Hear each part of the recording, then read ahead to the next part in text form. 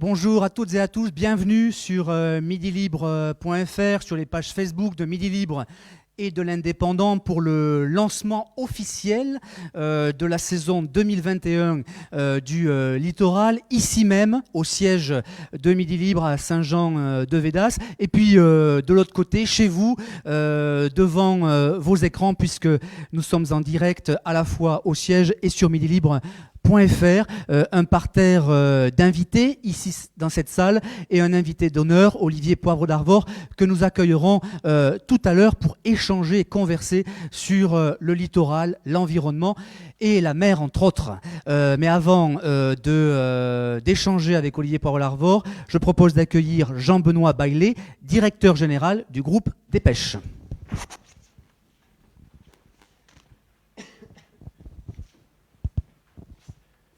Bien, monsieur le ministre, monsieur l'ambassadeur, mesdames, messieurs les élus, mesdames, messieurs, chers amis, bienvenue. C'est avec un plaisir sincère et non dissimulé que nous vous accueillons aujourd'hui ici au siège de Midi Libre pour lancer la quatrième édition du Salon du Littoral.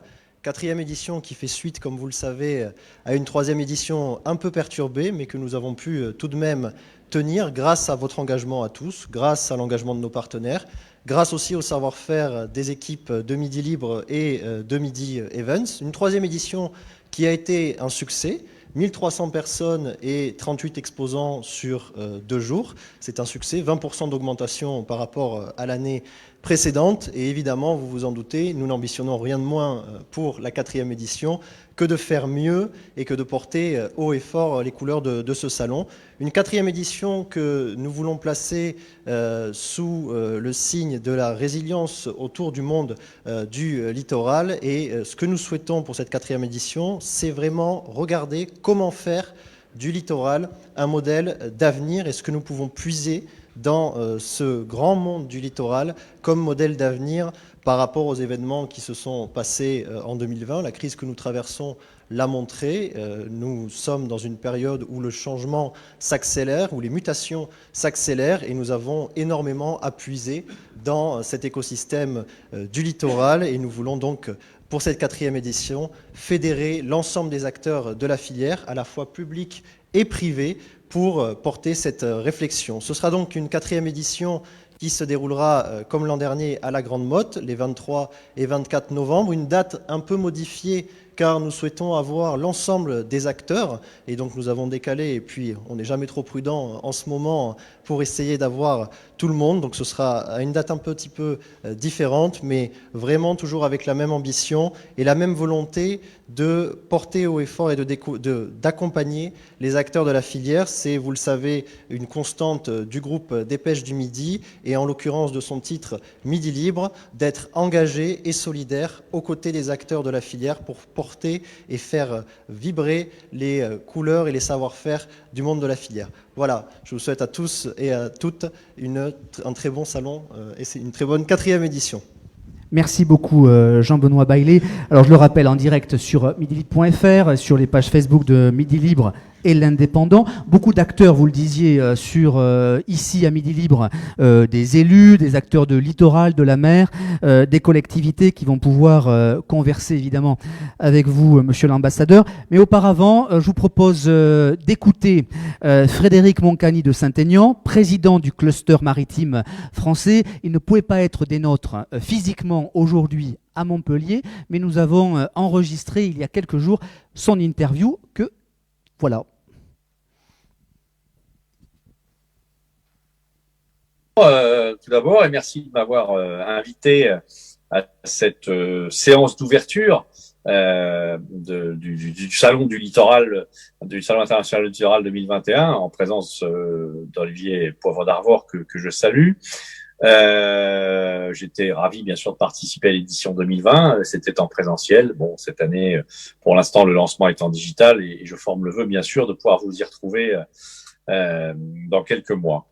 La filière maritime, la filière de l'économie maritime, représentée par le cluster maritime français, a été très fortement impactée par la crise sanitaire, par le Covid. Et je voudrais juste peut-être en propos introductif brosser un peu cet impact. Alors évidemment, il est très différent selon les secteurs et on va essayer de les classer et de les passer en revue très rapidement. Tout d'abord, le secteur, je dirais, de la logistique, du transport maritime, a connu un freinage très fort au moment de la crise en mars et puis tout le confinement, mais depuis s'est redressé. Et notamment d'ailleurs en ce qui concerne le transport de conteneurs, puisque comme on va dire les activités de loisirs, de restauration, etc. sont très très réduites, évidemment il y a une surconsommation qui a été induite et donc le transport de marchandises, notamment en provenance de Chine, a été très fortement amplifié. Ça c'est pour le secteur du transport maritime et je serai pas plus long là-dessus, en sachant que là aussi les ports ont vu un peu leur part de marchandises diminuer, mais dans des proportions qui ne sont pas de manière très dramatique. Par contre, si on parle au transport de passagers, alors là nous sommes vraiment sur une situation très grave, puisque évidemment il n'y a plus de croisières depuis maintenant bientôt 1 an, il n'y a plus une seule croisière dans le monde. Il faut imaginer que c'est 300 000 marins qui sont à l'arrêt, les bateaux sont à l'arrêt, et personne ne sait encore quand est-ce que ça pourra reprendre, puisque pour que ça reprenne, il faut que les conditions sanitaires soient là, mais aussi les conditions sanitaires, je dirais, sur la planète, puisqu'il faut pouvoir réouvrir les frontières, refaire décoller les avions. Et je salue d'ailleurs à cette occasion les marins des navires de commerce qui, si les navires de commerce continuent à tourner, sont eux, je dirais, un peu prisonniers sur leurs navires, puisque les relèves d'équipage sont très difficiles dues aux conditions sanitaires, aux conditions de passage de frontières et aux conditions aériennes. Voilà pour le transport maritime. La construction navale subira sans doute un effet de retardement, c'est-à-dire que les cahiers de commandes, les carnets de commandes étaient bien remplis, et donc pour l'instant il n'y a pas eu de désistement, il y a eu des étalements, mais on peut imaginer qu'avec les difficultés financières et les faillites qui risquent de voir le jour lorsque la perfusion financière et de soutien de certaines entreprises s'arrêtera, les carnets de commandes vont diminuer. Et donc, on peut craindre un effet de retard plutôt vers 2022-2023 pour la construction navale. La construction de plaisance, tout ce qui concerne le nautisme et la plaisance a bien sûr été très impacté dans ces activités puisqu'il y avait des restrictions. Mais là encore, il y a eu une bonne saison à l'été, même si depuis évidemment ça s'est refermé, mais tout est autant que nous ne sommes plus dans la saison, à l'exception près, bien sûr, de tout ce qui est l'outre-mer, où là, évidemment, toutes les activités de plaisance, je pense bien sûr à la Réunion, à la Martinique, à la Guadeloupe, à la Polynésie, à la Nouvelle-Calédonie, sont très, très, très fortement réduites. Et donc là, avec un écosystème qui souffre très fort. Il y a encore la pêche dont on peut parler. La pêche est fortement impactée puisque il faut bien voir que la consommation qui était pour une très grande part due aux restaurateurs a fortement diminué, voire est tombée pratiquement voisine de zéro. Et donc l'écoulement des produits de la pêche est extrêmement compliqué, ce qui fait évidemment s'effondrer les cours et ce qui fait évidemment que la rentabilité économique des opérateurs est difficile. Ensuite, en ce qui concerne bien évidemment tout ce qui est les services portuaires, nous avons là aussi un ralentissement puisque les services portuaires pour beaucoup étaient dédiés notamment dans les ports de croisière et les ports de passagers au trafic de passagers. Et j'ai pas parlé en cela du transmanche ou du transméditerranée qui lui aussi est quasiment interrompu, pas pour le fret encore une fois, mais pour les passagers.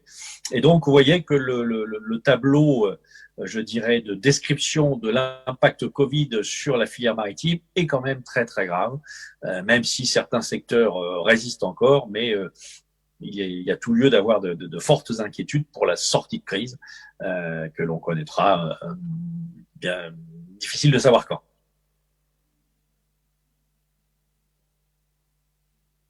Des actions majeures que vous mettez en place, que vous accompagnez en tant que CMF? Je dirais qu'il y a, au-delà d'un tournant, il y a une accélération. Ça nous a d'ailleurs presque surpris.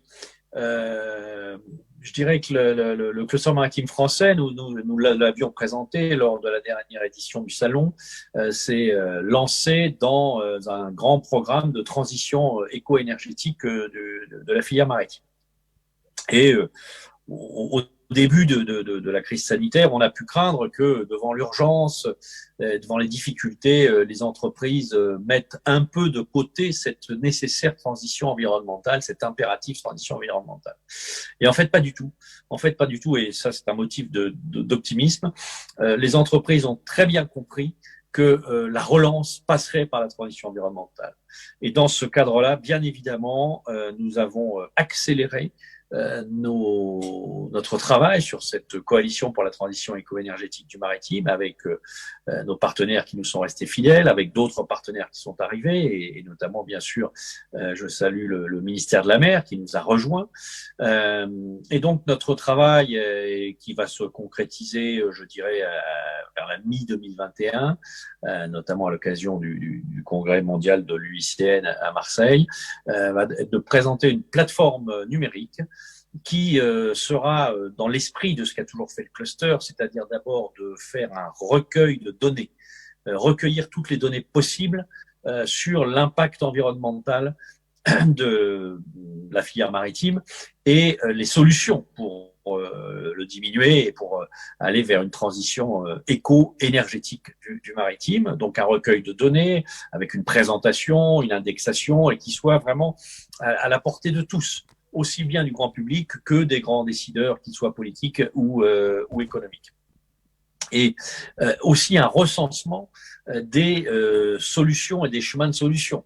Car faut pas imaginer qu'on va remplacer la molécule pétrole par une autre molécule qui s'appliquerait à tout. On voit qu'on va vers des mix énergétiques extrêmement complexes, des mix énergétiques qui seront liés aux usages, aux usagers, à la géographie, aux possibilités de ravitaillement, aux nécessités du transport, puisque les nouvelles énergies, qu'elles soient de l'ammoniac, de l'hydrogène, de l'électricité, de la capture de carbone, nécessiteront d'abord d'être produites, puis d'être transportées, puis d'être stockées, puis d'être distribuées.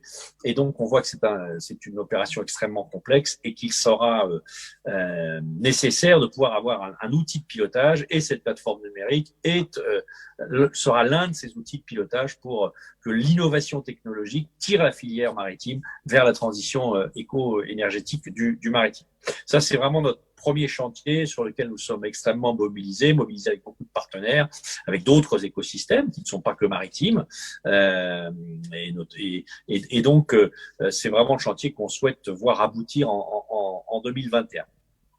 Peut-être un autre chantier très important et qui va un peu avec d'ailleurs sur un certain volet, c'est tout ce qui est la cybersécurité maritime, puisque on voit bien qu'à l'occasion de cette crise, de nombreuses attaques de cybersécurité ont lieu, pas forcément dans le maritime, mais il y en a eu quand même dans le maritime. On peut citer notamment en dernier CMA CGM, plus des opérateurs de croisière.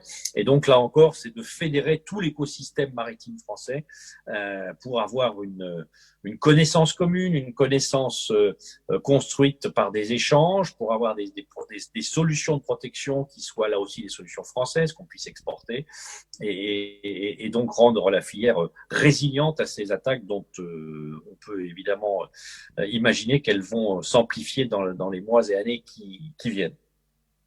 Et puis un autre chantier très important aussi, qui là encore, tout ça est un peu lié, puisque la transition éco-énergétique ne peut pas se faire sans transition numérique, la transition numérique ne peut pas se faire sans cybersécurité, mais aussi la transition numérique et la transition environnementale ne peut pas se faire sans des quantités très importantes de métaux rares ou de terres rares. Vous savez que celles-ci sont actuellement produites dans des mines terrestres, la plupart en Asie, la plupart en Chine. Et donc, évidemment, il y a des enjeux d'environnement et aussi des enjeux de souveraineté. Depuis plus de 12 ans maintenant, le cluster maritime français et les autorités public, travaille sur les minerais des grands fonds marins dans les abysses qui sont entre 1000 et 4000 mètres. Et je ne rentrerai pas bien sûr dans le détail, mais un rapport très récent a été fait sous l'égide du secrétariat général de la mer et qui remet vraiment sur le devant de la scène l'importance que la France doit accorder à ces filières d'extraction de terres rares sous la mer, évidemment avec toutes les précautions environnementales nécessaires. Pour l'instant, on ne parle pas d'exploration, on ne parle pas d'exploitation, mais d'exploration, explorer, connaître, savoir quels sont les lieux, quelles sont les possibilités, quelles sont les contraintes environnementales. Et ça a été décidé lors du dernier comité interministériel de la mer d'accélérer le programme sur les 10 ans qui viennent.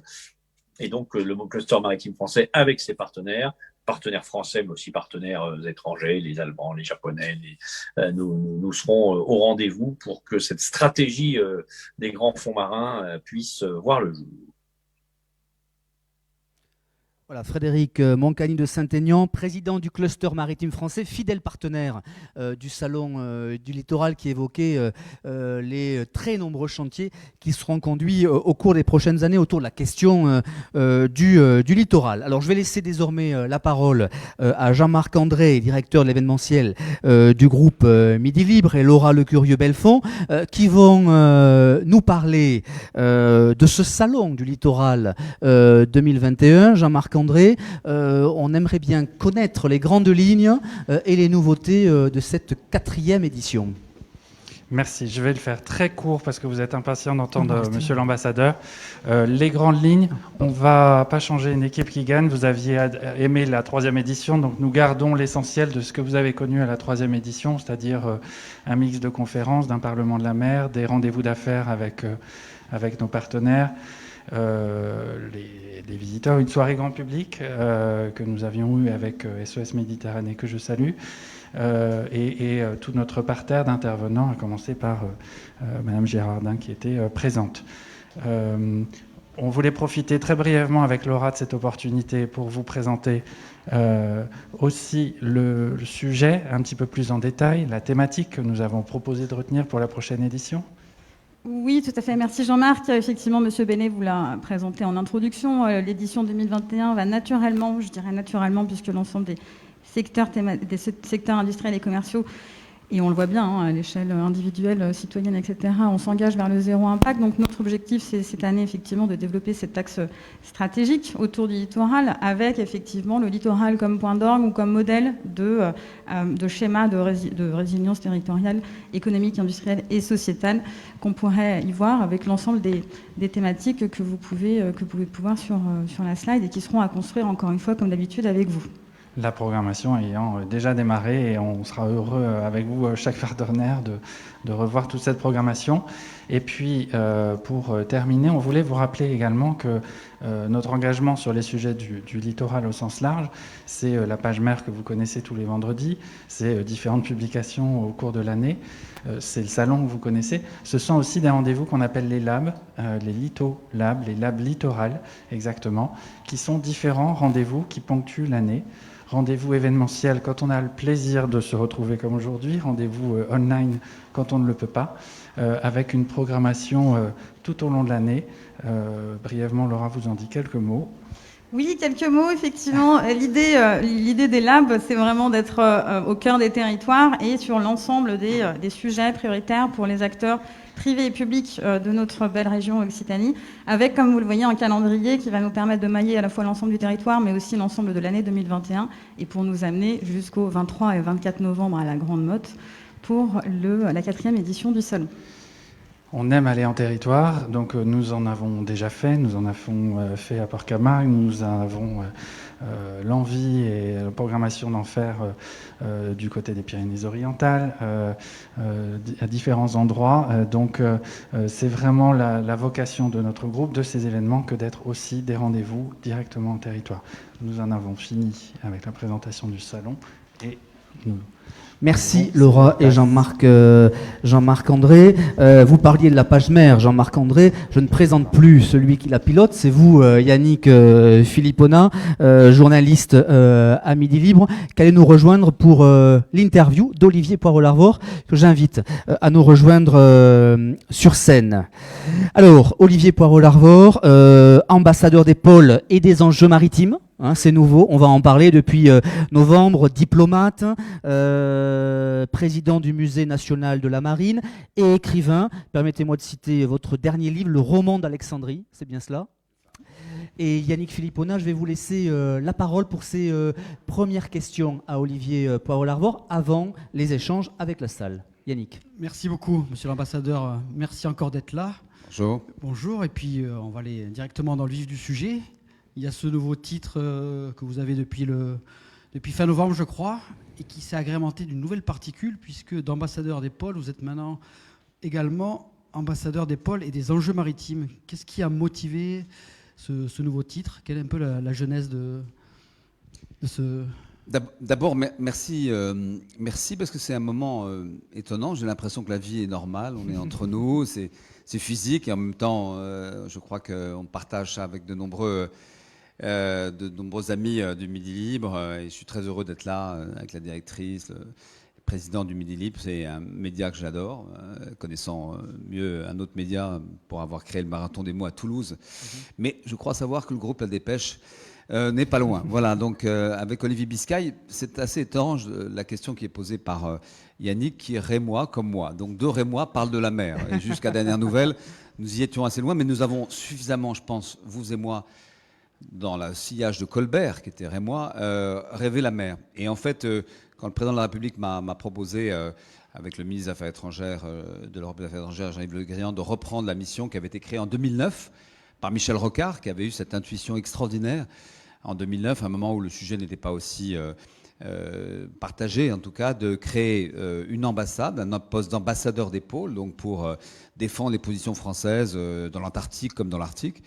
Et puis après, comme vous le savez, Ségolène Royal a succédé à Michel Rocard, et donc m'a proposé de reprendre cette mission. J'ai dit qu'a priori, je trouvais ça formidable, sauf que les pôles, pour moi, c'était vraiment de la mer. C'est qu'il y avait d'un côté l'Arctique, qui est un océan entouré de continents, de pays, et puis de l'autre, au contraire, un continent entouré d'un océan, l'océan austral, et que donc je souhaitais pouvoir m'occuper des enjeux maritimes, ce qui fait que, en plus des 8% que représentent les pôles sur la surface globale du monde, plus ces 71% de la mer, mais je suis sûr que Yannick a des chiffres encore plus précis, c'est 80% de la planète dont, a priori, je suis censé m'occuper, ou en tout cas de porter ce qu'on peut appeler la blue diplomatie, enfin le message de la France dans cette partie du monde. Voilà, cette immense partie du monde. Yannick. Donc il y a une vraie cohérence dans ce nouveau titre. Oui, il y a d'abord une cohérence personnelle, parce que comme vous l'avez rappelé, moi je préside le Musée national de la marine, je salue les représentants de la marine nationale ici, puis j'ai une grande passion pour avoir écrit et être marin moi-même, mais oui, il y a une cohérence. La cohérence, elle nous est donnée tout simplement par l'effet du climat. Aujourd'hui, le sujet climatique recouvre l'ensemble de ces deux espaces, que sont les espaces polaires et les mondes maritimes. Et il n'a qu'à penser à Paul-Émile Victor, qui voilà, s'intéressait tout autant au pôle qu'aux mers. C'est le même sujet, en fait. Le sujet, c'est 80% de la planète dont, finalement, on ne s'occupe pas beaucoup. Et c'est là le danger. Et sans être prophète de malheur, nous sommes terriens, soi-disant. Enfin, nous sommes d'abord mériens. Et nous, Français, je le rappelle tout le temps, les chiffres sont clairs. La France est un immense pays par ses valeurs et par sa projection, mais elle est petite, 500 000 km².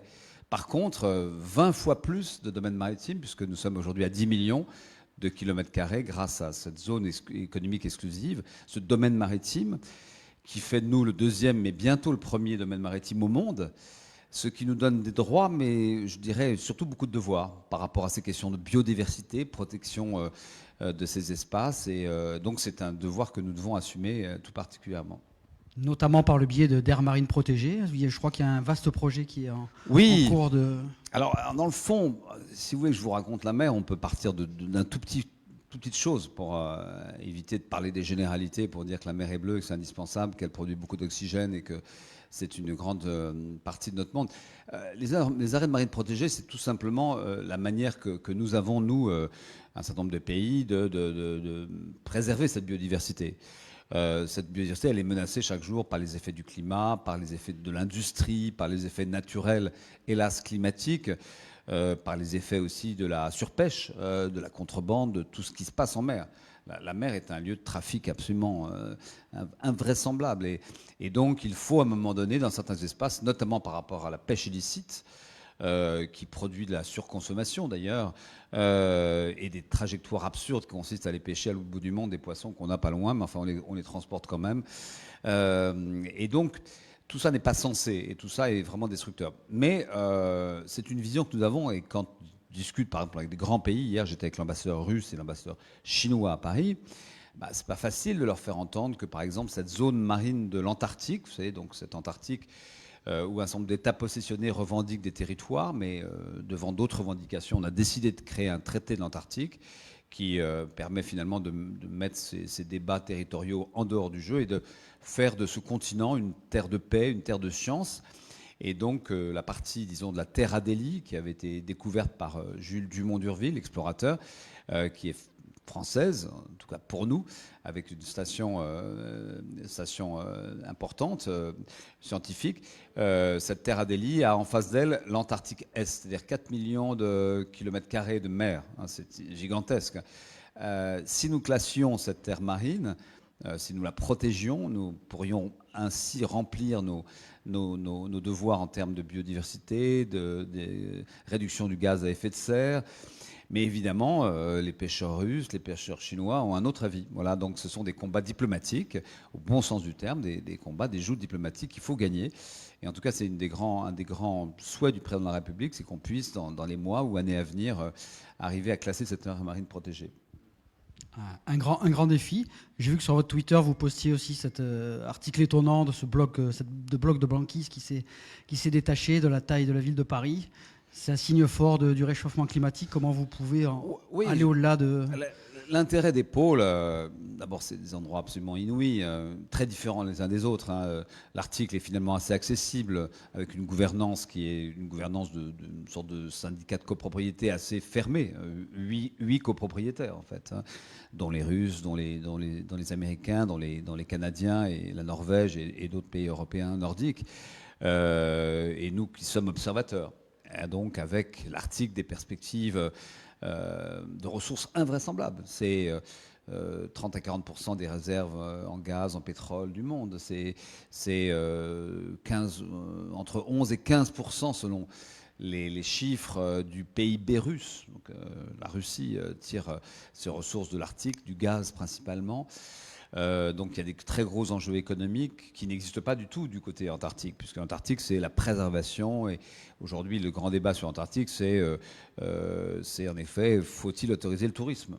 Il y a 70 000 touristes à l'année, mais déjà on craint en effet que ça puisse avoir des effets. En effet, ce détachement d'une partie de la banquise, en effet plus de 1500 km², donc c'est le Grand Paris, ou c'est le Grand Londres. C'est un département entier qui est parti, là, qui dérive, qui menace une station britannique. Mais c'est surtout, en effet, l'effet du réchauffement, puisque, comme vous le savez, les pôles sont, hélas, en avance dans le réchauffement climatique. L'été 2021 a été catastrophique, 2020, pardon. On n'est pas encore 2020, oui, c'est ça. Oui. A été un record de chaleur. Et donc, il ne faut pas, si on dépasse 2%, mais nous sommes morts. Ce n'est pas une phrase comme ça, c'est nous sommes morts dans 2-3 générations. En 2040, les gens les plus sérieux disent bien que la banquise dans l'Arctique aura disparu pendant toute la période de l'été. Donc ça va modifier plein de choses, les éléments climatiques, mais aussi les grands sujets géopolitiques, stratégiques, car quand vous avez dans un même endroit les Russes, les Américains, que pas loin il y a les Chinois, ça s'appelle le grand jeu. C'est pas des petites batailles, c'est des enjeux de sécurité, de défense stratégique, c'est des enjeux de traversée, puisqu'il y a cette route du Nord que les Russes privilégient, qui permettrait de gagner beaucoup de temps en termes de transport, notamment de containers, plutôt que de passer par le sud. Et puis il y a la possibilité, si cette banquise s'efface, de passer par une autre route, la route centrale. Là se posent des questions de droit de la mer, se posent des tas de questions vraiment très, très stratégiques qui peuvent paraître un peu lointaines comme ça en plein Covid, mais qui impactent directement par l'érosion côtière. Vous le savez ici, vous dont les plages, probablement comme partout dans la Méditerranée, sont rongées. Vous qui êtes victime de l'érosion côtière comme partout en Méditerranée, ces sujets sont des sujets d'urgence. Et en tout cas, ils sont portés aujourd'hui par, au-delà des spécialistes que nous sommes, par la jeunesse. Je crois que l'exigence, c'est de répondre à ces questions-là. Tout à fait. Vous me disiez aussi le sujet maritime est souvent un point aveugle du discours politique. Il y a quand même aussi besoin d'évoluer par rapport à ça. Oui, d'abord la France et la mer. La France a mis du temps à se rendre compte qu'elle avait la mer. On parlait de Colbert, mais c'est le premier qui s'est un peu intéressé au sujet. Et les Britanniques étaient passés avant nous, sans parler des Portugais, des Espagnols et des Hollandais. Nous n'avons pas une mentalité maritime. C'est pour ça que quand vous m'avez parlé, et Carole Delga qui était venue à Tunis m'avait parlé aussi du Parlement de la mer. Pour moi, l'Occitanie, c'était pas la mer. J'avais réagi en terrien. Et c'est une absurdité totale. Et donc, en effet, on a mis du temps. Bon, je salue le ministre Jean-Claude Guessot qui, pendant 5 ans, a été ministre des Transports, qui lui savait tout ça, et de la mer, et qui est de la mer, et qui est aujourd'hui président du port de Sète. Donc, vous savez mieux que quiconque, monsieur le ministre, tout ça. Mais on a mis du temps. Et plus généralement, c'est vrai que la mer, pour les politiques, il n'y a pas beaucoup d'électeurs sur la mer. Enfin, il y a des électeurs au bord de la mer. Hein. Il y en a de plus en plus, puisque en 2040, 2035, 2040, les 75% de l'humanité sera à 75 km d'un littoral. C'est-à-dire que les 3/4 de l'humanité, des 10 milliards peut-être de l'époque, les 3/4 de l'humanité auront un rapport fort à la mer. Quand vous êtes à 70 km de la mer vous impacte et vous impactez la mer. Elle vous fait du bien, vous lui faites du bien, vous lui faites du mal, elle vous fait du mal. Et donc là, je pense que c'est ça qui me plaît beaucoup dans votre approche du Salon du littoral, c'est de ne pas parler des enjeux maritimes comme ça de manière abstraite ou de la disparition de la flore ou de la faune maritime, mais véritablement de rapprocher la mer et les femmes et les hommes. Et à partir de ce regard-là, évidemment, là, ça va devenir un enjeu politique. Ça sera l'enjeu. L'enjeu numérique, il est derrière nous, d'une certaine manière, parce qu'il est déjà dévoilé maintenant, et on voit très bien comment il va se déployer. Enfin, on voit très bien, on imagine comment il va se déployer. Mais l'enjeu maritime va être l'enjeu des 3 décennies à venir. D'abord parce que la puissance que représente la mer en surface, par les énergies qu'elle procure, par le fait que 90% des télécommunications et des échanges numériques passent par les câbles sous-marins, parce que des grands conflits peuvent se préparer. Les grandes guerres prochaines peuvent être maritimes. Les sujets Russie, Crimée, vous avez vu, et en Méditerranée, les Turcs qui se privent pas de vouloir exploiter des ressources naturelles au large de la Libye, mais aussi dans l'Indo-Pacifique, qui est une région où vous avez la puissance chinoise face au Japon, à la Corée, avec des sujets de souveraineté d'ailleurs encore qui ne sont pas résolus, et puis des puissances militaires. Notre marine nationale est heureusement encore une très grande marine nationale. Mais la marine chinoise fabrique tous les 2 ans et demi le total de la marine française. Voilà, donc c'est vous dire quand même les instruments de puissance que ça va représenter, et qu'il faudra des diplomates maritimes, parce que le droit de la mer, parce que toutes ces zones qui ne sont pas sous juridiction nationale, l'essentiel des zones de la mer d'ailleurs, qu'est-ce qu'on en fait? Qui gouverne la mer? Ce sont les espaces internationaux, comme dans le fond le numérique ou l'espace d'ailleurs. Qu'est-ce qu'on fait de ça? Je crois que Frédéric Moncani, que je salue, l'excellent patron du cluster maritime, parlait des terres rares. Mais les terres rares, les Chinois, quand ils auront fini d'extraire les terres rares et d'abîmer les écosystèmes en Chine, iront les chercher ou vont les chercher déjà dans la mer où elles sont nombreuses. On évoquait un enjeu politique, il y a un enjeu économique quand même, issu de la mer. Oui, j'ai d'ailleurs l'habitude de rappeler qu'il faut toujours trouver des images comme ça, que cette blue diplomatie que je souhaite que nous puissions pratiquer, nous Français, elle repose sur les 5 branches d'une étoile de mer. La première branche, c'est le domaine, la propriété, la souveraineté, le droit de la mer, c'est l'espace maritime. La seconde, c'est la marine nationale, c'est la capacité de projection aux 4 coins du monde, c'est la puissance, l'influence, la dissuasion nucléaire, c'est tout ce que l'on connaît, qui est important. Le troisième, c'est évidemment l'économie. Et l'économie, ça représente en France environ 12-15% du PIB français, selon qu'on y ajoute ou pas le tourisme littoral. Mais enfin, 40%, je crois, des étrangers qui viennent en France viennent sur les côtes françaises. Et donc, quand vous y rajoutez la pêche, l'aquaculture, évidemment, le transport maritime, les chantiers navals, ça représente vraiment une industrie importante. Ça le sera de plus en plus, avec toutes les énergies renouvelables, avec les câbles, avec la construction. Le commerce maritime. Le commerce maritime va assez bien. Hein. Il y a beaucoup de secteurs qui sont sinistrés, mais aujourd'hui, si vous interrogez Rodolphe Sadé, le patron de la CMA-CGM, ces navires ont fait le tour du monde pendant cette année. Donc c'est un élément important. Et puis les 2 autres branches, pour terminer, c'est évidemment la branche scientifique et la branche environnementale. Yannick. Peut-être un petit mot sur la Tunisie. Vous avez passé 4 ans comme ambassadeur là-bas. Quelle est la vision du peuple tunisien de ce rapport à la mer et à ces défis à la fois économiques et environnementaux? La Tunisie, ça a été créé par la mer. C'est la reine Didon, la reine Elissa, qui vient de Tyr, de Beyrouth, et puis qui arrive et qui crée, il y a quelques millénaires, qui crée Tunis. La Tunisie, c'est un peuple, les Phéniciens, évidemment, c'est un peuple de marins, mais qui finit par oublier qu'en effet, sa longueur de côte, 1400 km, la qualifie comme grand pays maritime. Simplement, la Tunisie est au sud de la Méditerranée. Dans le fond, ce qui me frappe, et je serais heureux, moi, que le salon du littoral et des enjeux maritimes puisse penser la Méditerranée aussi avec nos amis du Sud. Car nous la pensons la rive nord, elle est favorisée, disons les choses. La rive sud, elle est défavorisée. Elle est défavorisée et donc elle a tendance à placer, ayant encore beaucoup de problèmes de gouvernance. La Tunisie a fait ce choix exceptionnel de la démocratie, mais c'est pas simple de passer d'un régime autoritaire à un régime démocratique. Et elle a évidemment des gros problèmes socio-économiques, des gros problèmes éducatifs, de moyens, tout simplement. Et le sujet, disons, maritime, environnemental, paraît presque un sujet annexe à ces grandes urgences-là. Et donc, il faut qu'on pense ensemble la Méditerranée. L'Union pour la Méditerranée, l'idée était belle, la réalité est ce qu'elle est, mais les États manifestement n'arrivent pas ensemble. Et le président Macron, avec son sommet de Rive, a voulu faire se dialoguer les sociétés civiles.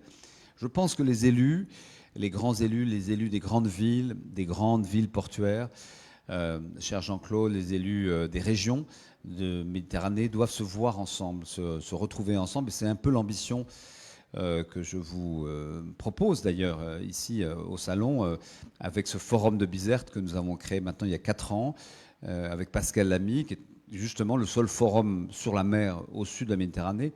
C'est à l'échelle des collectivités, des élus, de créer un réseau fort d'échange d'expériences, parce que là, les élus en Tunisie, ils savent ce que c'est que l'impact aujourd'hui de la pollution industrielle, la destruction d'une oasis maritime comme Gabès, la destruction par les hydrocarbures, l'érosion côtière terrible, la pollution plastique, ça ils le savent. Plus que les politiques qui sont dans des temps très courts et qui n'ont pas toujours le temps de s'occuper de l'essentiel, c'est-à-dire de la mer. Il y a un autre défi aussi lié à ça, c'est les dramatiques traversées de la Méditerranée. Vous y êtes sensible en tant que marin, j'imagine. Oui. Quelles sont les pistes envisageables pour y remédier? Hélas, quand vous dites Méditerranée au sud, les gens pensent mort. Hein, nous, on ne pense pas mort, on pense la vie. Et oui, parce que le sujet de migration, parce que la mer Méditerranée, en l'occurrence, elle concentre absolument tous les sujets, toutes les joies, toutes les cultures, tous les arts de vivre, toutes les religions aussi. Mais en même temps, tous les drames, et ce drame de la montée, en effet, par le Sahel, de centaines de milliers de migrants qui sont aujourd'hui sur la côte libyenne et qui attendent de passer pensant que de l'autre côté c'est mieux, ça c'est évidemment une réalité. Donc Dans le fond, ce projet qu'il faut que les élus ensemble peut-être pensent, c'est ce projet de développement, parce que le développement, notamment au Sahel, pour les raisons qu'on sait, par évidemment l'influence des groupes terroristes, fait que les migrations, en effet, se jettent dans la mer, et la mer, elle est mortelle, en effet, vue du sud. Merci Olivier pour l'avoir. Vous avez une autre question, Yannick? Pour l'instant, ça va. Eh ben, très bien. Je vous propose de laisser la parole à la salle. Un micro va circuler. Je suis certain que vous avez des questions à poser à Olivier Poirot-Larvor. Qui veut démarrer? Allez. Monsieur l'ambassadeur, bonjour. Bonjour. Merci pour votre intervention. Je suis président de l'Institut français de la mer. À ce titre, on rencontre l'ambassadeur des océans, M. Seguira, régulièrement. Je voulais savoir quelle était la complémentarité entre vous. Et puis, dans le cadre du Conseil économique et social, dont je préside la commission Méditerranée, on a fait de grands travaux sur les conséquences du réchauffement climatique sur le littoral et la pollution de la Méditerranée. Et à ce titre, j'aurais aimé avoir votre avis parce que nous avons l'intention, avec Aurel Delga, d'organiser en septembre 2022 une grande conférence internationale avec les pays riverains pour lutter contre ce plastique, puisque la Méditerranée est en grand danger, sous la bannière Sauvons la Méditerranée, puisque les poissons ne grossissent plus, qu'en 2040, il y aura plus de plastique que de poissons. Donc, on aura besoin de toutes vos connaissances et de votre appui pour organiser ça, puisque Carole Delga est présidente de l'Eurorégion jusqu'en octobre 2022. Donc, si elle est réélue, elle sera un partenaire évidemment incontournable pour l'organisation de cette conférence. Merci. Merci à vous, Monsieur le Président. Bon, l'Institut français de la mer, c'est formidable. Avant de prendre mon poste, mon ami Vincent Campredon, qui est directeur du Musée national de la marine, m'a dit: je vais te faire un petit papier sur les enjeux maritimes, quels sont les grands enjeux maritimes. Et en fait, il a demandé à vous, à l'Institut français de la mer, qui m'a fourni un document formidable, parce que vous la pensez de manière non mercantile. Vous ne défendez pas d'intérêt sectoriel, et donc merci à vous. En effet, le Conseil économique et social et environnemental, c'est ça. Et c'est beaucoup penché sur ces sujets-là, y compris sur les sujets d'ailleurs de l'Arctique et des pôles. Et je pense que votre initiative est excellente. Il faut profiter de 2022. Alors 2022 sera une année un peu occupée. Il y a la présidence française. La présidence française de l'Union européenne, puis il y a aussi la présidence française. Donc peut-être que le deuxième semestre sera plus dégagé que le premier, mais comptez sur moi évidemment pour accompagner ça. Moi, je veux non pas incarner, parce que je pense que vous l'incarnez mieux que quiconque. Là, tout à l'heure, j'étais avec le premier vice-président de la région, qui est le président du Parlement de la mer. Je pense qu'il faut que vraiment ce sujet maritime, on le porte au-delà des cercles d'initiés et de gens convaincus. Pour dire que là se trouve en effet l'avenir de ce monde à assez court terme, et que tous ceux qui peuvent la penser, travailler, le faire entendre, il est temps. Mais quand vous voyez le succès, par exemple, de tous les programmes de télévision sur les grandes chaînes, sur l'Arctique, sur la mer, etc., vous voyez bien qu'il y a une demande aussi, je pense, extrêmement forte. Mais la mer est un peu vécue comme une sorte de paradis, non pas perdu, mais en tout cas conservé. Je ne suis pas certain qu'il faille penser le sujet maritime à travers l'idée d'un grand moratoire. C'est-à-dire on arrête tout. Voilà, il faut protéger, il faut arrêter. La mer n'a jamais été comme ça, sous une cloche. Hein. La mer, elle est vivante, elle a survécu à toutes nos invasions et elle nous a porté d'ailleurs à envahir. Donc la mer, il ne faut pas non plus la regarder comme étant un espace à préserver tel quel. Il faut savoir accompagner, notamment par exemple la question de l'exploitation. On avait entendu l'exploitation des grands fonds. On ne sait pas exactement ce qu'il y a. Y a-t-il des nodules, des choses de grande valeur? Mais il faut d'abord explorer. Donc je pense que le travail scientifique est très important. Nous avons encore... on connaît beaucoup mieux Mars que la mer, que les grands fonds marins. Donc il y a un travail qui est fait par l'IFREMER, par le CNRS, par de nombreux chercheurs. Vous avez ici un grand photographe sous-marin, Laurent Balesta, qui a fait des images magnifiques. Mais il y a encore un travail d'exploration énorme pour après éventuellement décider, dans un cadre consensuel, dans le respect du développement durable, d'une exploitation ou pas. Donc les perspectives sont vraiment immenses dans ce domaine. Donc à nous de les porter au-delà des institutions, tout un chacun dans les écoles où vraiment ces sujets-là concernent beaucoup les jeunes. Jean-Claude Guessot, vous aviez une question, on va vous apporter un micro, et puis Monsieur Jean-Jean également. Jean-Claude Guessot, par ici. Attendez, on va nettoyer ce micro, puisque évidemment, toutes les précautions sont prises. Mais c'est important que vous ayez un micro parce que vous êtes enregistré et en direct. Ah oui, il y a un commentaire aussi, je vois bien. Mais essayez de poser la question pour qu'on puisse en poser d'autres. Jean-Claude Guessot, Monsieur le Ministre, allez-y. D'abord, et ça va vous faire plaisir, je veux saluer vraiment Midi Libre, la Dépêche, et pour cette initiative du Salon du Littoral, avec les enjeux qui se posent, et dans la période actuelle, ces enjeux nouveaux dont tu as parlé et qui sont phénoménales. Et je pense au littoral et à la mer. Pour moi, si je peux user d'une métaphore, le littoral et la mer, c'est comme un frère et une sœur. Qu'est-ce qu'on fait de part et d'autre qui permettent de fusionner vers des objectifs majeurs qui sont ceux de l'avenir et du devenir. Et tout ce que tu as dit, Olivier, justement sur demain, étant donné ces enjeux exceptionnels, et surtout ce qu'on peut faire, nous, à l'échelle où nous sommes, là, les élus, là, le président du port de Sète, là, parce que ces propositions dont tu parles ce matin dans Midi Libre, je vous félicite franchement de faire ce choix, je le dis à toi, disons, dirigeant de Midi Libre, à Claire, à Jean-Benoît, vraiment, actuellement, ce qui est en train de se jouer, y compris que nous oblige à regarder de près la crise sanitaire, économique, sociale, climatique qui se pose, c'est exceptionnel. Alors, qu'est-ce que je fais à l'échelle de mon port? Ce que je fais dans une démarche universelle, eh bien, ça veut dire quoi? Que l'universel, c'est le local, sans les murs. Partout où je suis, que puis-je faire qui va dans le sens de la transition écologique, énergétique, j'ajoute sociale et citoyenne, pardonnez-moi, c'est mon côté coco. On aime bien. Non mais, et l'enjeu est exceptionnel. L'enjeu est exceptionnel. Par rapport à la croisière, est-ce qu'on va poursuivre dans la même démarche? Par rapport à la pêche, comment on fait? Y compris la biodiversité.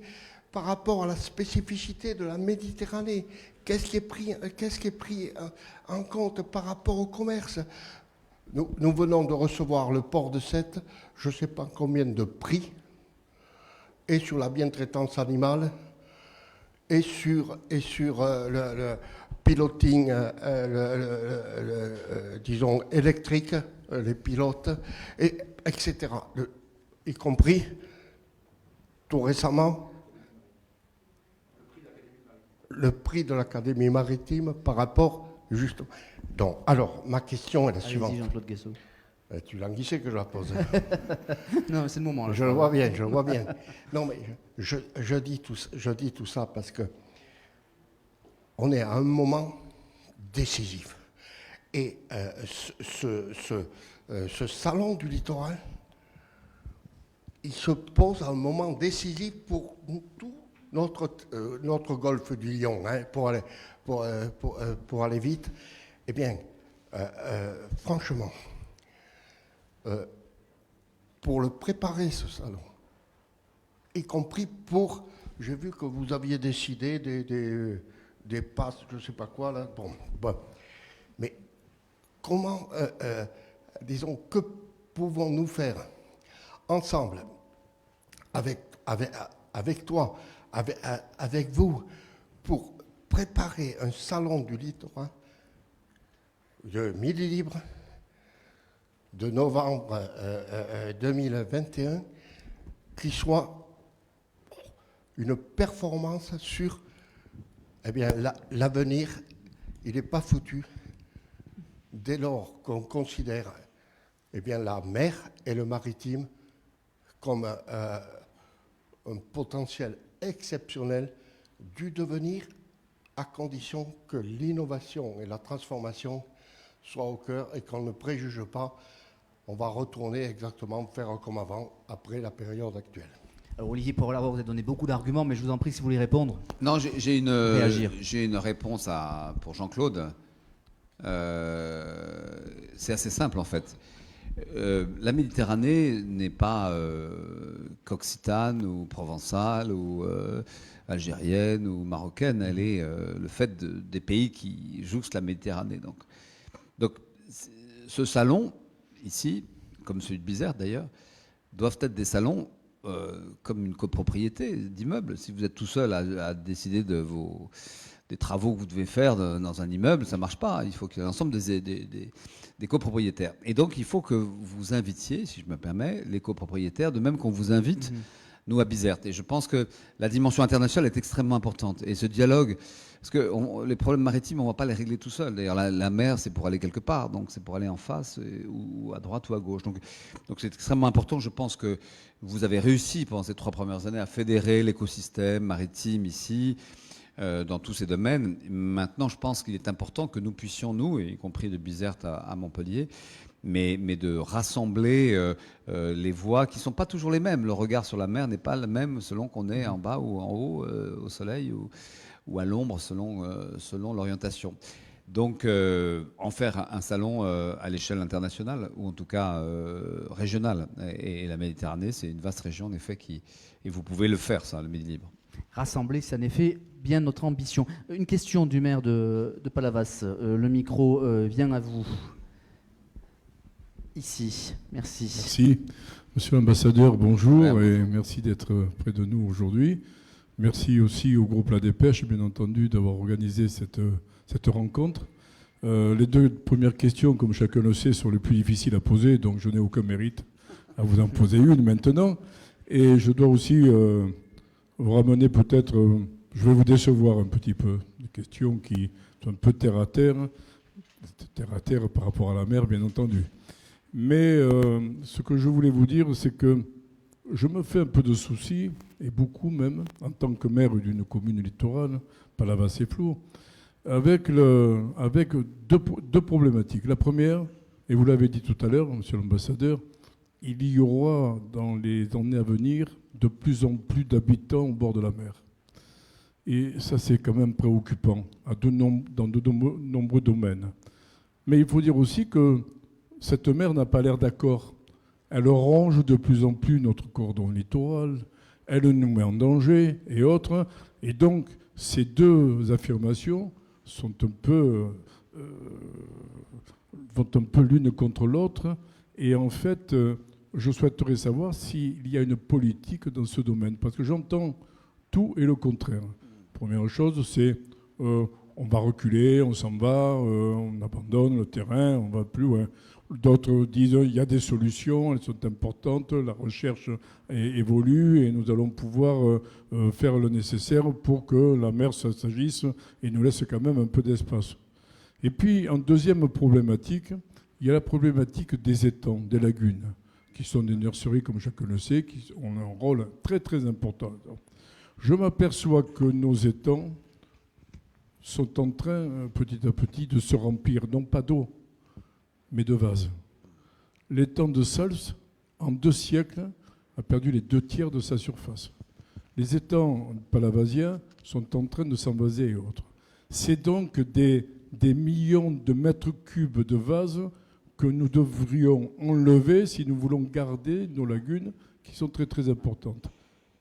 Que faire de ces... Alors je sais que c'est technique, je ne vous demande peut-être pas de réponse, monsieur l'ambassadeur, pas non plus, ce n'est pas du tout une question piège, absolument pas. Mais en tout cas, est-ce que vous pouvez prendre ces problèmes en vous-même et essayer de les poser en haut lieu de façon à ce qu'on puisse un jour ou l'autre venir là-dessus. Mais monsieur le maire, Merci. vous posez des très bonnes questions qui sont...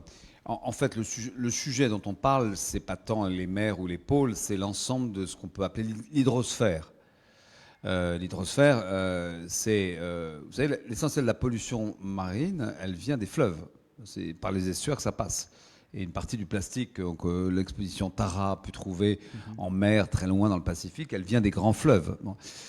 Et donc, tous les espaces qu'on appelle les zones humides, les mangroves, les étangs sont concernés par cet ensemble qui est menacé à peu près partout. Ce dont vous parlez est exactement une problématique que votre collègue, que vous ne connaissez pas encore, mais j'aimerais que vous le connaissiez. Justement, c'est ça le but peut-être, d'une ville magnifique qui s'appelle Mahdia en Tunisie, avec ces étangs qui sont des étangs vraiment côtiers. Et en effet, l'envasement de ces étangs. Donc je pense que vous, les élus, au-delà des scientifiques, des industriels, des marins, etc., vous êtes les mieux placés parce que vous avez en effet, vous êtes pris dans cette tenaille qui est la tenaille démographique et la tenaille climatique qui fait qu'il y a de plus en plus de gens qui vont vivre dans un monde de plus en plus explosif et fragile qui est ce littoral. Est-ce qu'il y a d'autres questions? Oui, madame, un micro va venir à vous. Alors la mer, il y a beaucoup d'hommes, mais de plus en plus de femmes quand même, pour vous rassurer. Il y a beaucoup de navigatrices, il y a beaucoup de scientifiques. Voilà. Ça évolue, mais c'est... Voilà, donc vous allez sauver... Je vous laisse vous présenter, madame. Madame Lopez, donc, bonjour monsieur l'ambassadeur. Bonjour, madame. Je suis la sénatrice du Gard. Je fais partie donc de la Commission des Affaires étrangères, de la Défense et des Forces armées. Mais je suis également à la délégation de l'Outre-mer. Je fais partie du Conservatoire du littoral, de l'IFRECOR. Et puis, je fais partie du groupe d'études des TAF, Terre Arctique, Antarctique française. Et actuellement, auditrice de l'IHEDN, l'Institut des hautes études de la Défense nationale, sur les enjeux et stratégies maritimes. Est-ce que vous pensez que vous avez évoqué tout à l'heure, la France aura la présidence de l'Union européenne en 2022. Est-ce que vous pensez que cela permettra à la France, alors c'est sûr que 6 mois c'est très court pour faire des grands projets, mais engager au moins des projets sur le maritime pour que la France, parce que de toute façon la France, je ne pense pas qu'elle puisse être souveraine dans le maritime sans l'Union européenne. Alors que l'Europe, on s'en rend compte, puisque l'agenda actuellement 2021-2027 vient d'être réduit, l'enveloppe à 1 milliard d'euros par an, alors qu'elle était depuis 2007, je crois, à environ 1,5 milliard. Il semblerait qu'il n'y a peut-être pas, l'Union européenne n'est peut-être pas très forte là-dessus. Ça, c'est ma première question. Et la deuxième question, vous évoquiez aussi tout à l'heure que peu de jeunes connaissent. Que pensez-vous de la formation? Parce que ceux qui habitent au bord de mer du littoral, évidemment, sont intéressés. Vous allez visiter les chantiers de l'Atlantique, c'est magnifique, mais ceux qui habitent autour le savent. Mais comment faire pour que la formation des jeunes les attire vers la mer et leur fasse prendre conscience que l'avenir, ce sera vers la mer? Je vous remercie, monsieur l'ambassadeur. Monsieur l'ambassadeur. Merci, madame la sénatrice. Oui, vous avez un rôle majeur parce que c'est vous que, j'imagine, ministre délégué ou secrétaire d'État aux affaires européennes, Clément Beaune, va interroger, ou en tout cas que vous interrogerez, vous, le ministre, sur l'ambition française pendant la présidence de l'Union européenne. Oui, je pense que c'est indispensable, comme nous sommes le premier pays maritime dans l'Union européenne, qu'il y ait un thème maritime pendant cette présidence française. Et donc, c'est un choix du gouvernement, c'est un choix du président de la République, mais je pense que les élus que le ministre veut réunir seront vraiment, et vous êtes par tous vos titres, votre fonction, votre parcours et vos intérêts bien placés pour défendre ça. Il faut qu'il y ait un thème maritime ou un thème sur les pôles d'ailleurs. Ce n'est pas encore calé, ce sera une présidence courte puisqu'il y a aussi cette élection présidentielle qui amènera le gouvernement à être un peu en retrait pendant les 3 derniers mois. Mais le politique est très important. Si les élus le réclament, ça sera le cas. Je pense qu'il y a plusieurs sujets, les aires marines protégées, l'extraction des grands fonds, enfin il y a des grands sujets européens sur lesquels. Sur l'Union européenne et la mer, Bon, je pense que ce serait intéressant qu'on développe un peu nos dialogues maintenant que le Royaume-Uni a quitté l'Union européenne, qu'on développe beaucoup nos dialogues avec les Pays-Bas, par exemple, Anvers, qui est le grand port maritime, avec des grands pays évidemment comme l'Espagne ou le Portugal sur ces sujets-là. La mer ne concerne pas tout le monde, hein, donc il n'est pas question d'exclure les Hongrois, mais justement à travers le thème de l'hydrosphère, je pense, là, il y a des lacs partout, il y a des fleuves partout, et donc il faut, en effet, j'ai pas encore réussi, pour tout vous dire, je n'ai pas cessé de le dire aux uns et aux autres, et dans les plus hauts niveaux de l'État, mais ça va venir, et notamment si la sénatrice du Gard s'en occupe. Je compte sur vous. Peut-être une question, la réponse sur la formation, peut-être, et les jeunes. Oui. Bon, d'abord, si vous regardez les programmes de seconde, première terminale, le sujet maritime, climatique, polaire est archi présent. Donc la conscience, en tout cas, de tout un chacun, dès lors qu'il passe par l'école, est beaucoup plus vive qu'à ma génération, où vraiment, jamais souvenu qu'on m'avait enseigné ce que c'était que la mer. Donc il y a cet élément-là. Donc je pense que ceux qui vont sortir là vont être sensibles à ces questions. Après, je crois qu'il faut faire un peu rêver. Bon, Jules Verne, dans son temps, l'a fait. Mais, par exemple, les grands débats sur l'éolien, l'éolien maritime, l'éolien en mer, posé ou flottant, je vois que vous avez relativement bien réussi, mieux que nous, les Bretons, à trancher et à avoir un consensus, je crois, à travers le Parlement de la mer, sur cet éolien en mer. Nous, à Belle-Île, chez moi, là, il y a des débats entre les pêcheurs, les uns les autres, etc. Mais bon, si on dit aux gens, dans le fond, un jour, vous allez habiter dans la mer, vous pourrez vivre dans la mer. Je pense que c'est quand même beaucoup plus simple que d'aller à Mars, sur Mars ou dans d'autres planètes. Donc là aussi, cette question, en effet, de la possibilité pour l'humanité, non seulement d'extraire, de produire, mais de tirer l'énergie, mais aussi d'habiter. Il y a quelques, je crois, exemples ici d'habitats flottants sur lesquels certains travaillent. C'est très intéressant. Donc, voilà. Après, les jeunes, il faut... les jeunes, c'est nous les jeunes d'abord. Hein. Pourquoi il y aurait les jeunes et les vieux? Moi, Jean-Claude et moi, voilà, on est très jeunes. Hein. Donc toutes et tous. On va vous remercier, Olivier Poivre-Larvor, pour ces échanges. Juste vous dire, en tout cas, que l'initiative est formidable, que vous l'ayez faite à travers cette notion du littoral, qu'un grand groupe de presse aussi s'en empare, parce que je crois que la mer, c'est pas que des industries ou des passions, c'est aussi de la communication, et évidemment le Midi Libre à travers votre lectorat, votre influence, puis votre dynamique aussi pour produire des événements, et que, en tout cas, je serai là 23 et 24 novembre, je crois. C'est le même, oui. Et j'espère que vous serez aussi à Bizerte fin septembre. Voilà, et que nous, par-dessus la Méditerranée, nous tendrons à rapprocher ces deux rives. Merci beaucoup, Olivier Poivre-Larvor. Merci à vous. Merci beaucoup, on peut applaudir. Merci à toutes et à tous, et à très bientôt.